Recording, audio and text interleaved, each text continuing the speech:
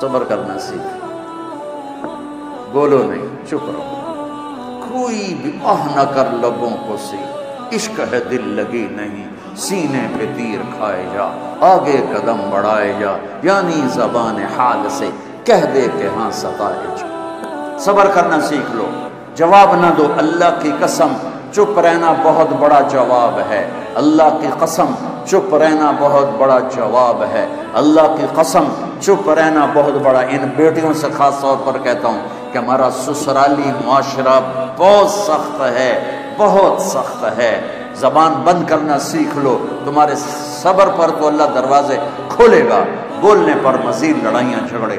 کس گھر میں جھگڑا نہیں ہوتا؟ کائنات کا حسین جوڑا علی و فاطمہ، میرے نبی گئے بیٹی کے گھر، وہ پریشان، کیا ہوا بیٹا؟ کہ میرا علی کا جھگڑا ہو گیا۔ کہ علی کدھر ہے؟ کہ باہر۔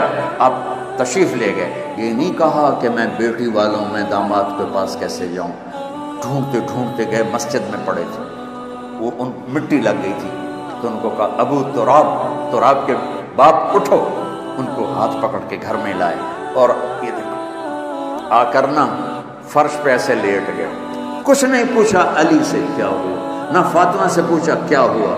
لوگ صلح کرانے جاتے ہیں، کہتے ہیں کیا ہوا، وہ ڈھیر آگ لگ جاتی، وہ زیادہ لڑائی ہو جاتی۔